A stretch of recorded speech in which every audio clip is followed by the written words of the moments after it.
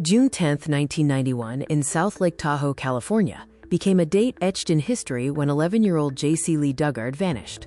As she walked to her school bus stop, a gray sedan pulled a sharp U-turn, and a couple forcibly snatched her in front of her stepfather. He gave chase on a bicycle, but the car sped away, leaving behind only the girl's pink backpack and a family's shattered reality. For 18 years, her whereabouts remained one of America's most haunting mysteries, with no leads, no ransom calls, and no signs of life, as the world slowly began to believe she was gone forever. In reality, JC was being held less than 200 miles away, in a hidden complex of sheds and tents in the backyard of Philip and Nancy Garrido. Her captor, a convicted sex offender on parole, used a combination of physical restraints and psychological manipulation to keep her hidden. She lived in a literal shadow, just feet away from a busy suburban neighborhood in Antioch, where the sounds of everyday life were audible but out of reach. In this secluded prison, JC grew from a child into a woman, isolated from the world and forced to navigate a terrifying existence under the absolute control of her captors. During her nearly 2 decades of captivity, JC gave birth to 2 daughters, fathered by Philip Garrido. She raised them within the confines of the backyard, attempting to provide a sense of normalcy in an environment that was anything but. She managed to teach them to read and write, all while being told that the outside world was dangerous and that her family had stopped looking for her.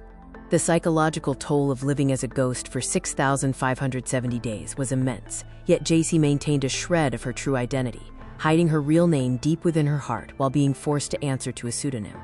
The most disturbing aspect of the case was the systemic failure that allowed her to remain hidden.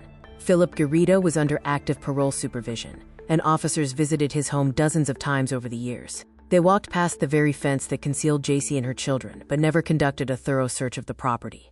Neighbors had even reported seeing young girls living in the backyard and strange behavior at the residence, yet these tips were never properly investigated. It was a massive failure of law enforcement that permitted a known predator to hide a kidnapped child in plain sight for 18 years. The miracle occurred in August 2009, triggered by Garrido's own erratic behavior. He brought JC and her daughters to a meeting with parole officers at UC Berkeley, hoping to discuss a religious event.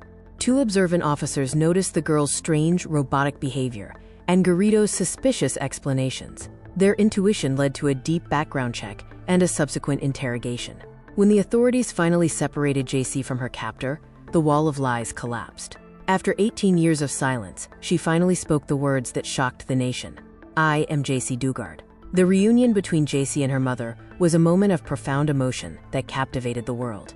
Despite the trauma, JC emerged with an incredible spirit of resilience, refusing to be seen only as a victim. She wrote her memoir to share her truth and established a foundation to support other families dealing with abduction. While her captors were sentenced to life in prison, JC's story serves as a powerful testament to survival. She successfully reclaimed the life that was stolen from her, proving that even after nearly 2 decades in darkness, the human spirit has the capacity to find its way back to the light.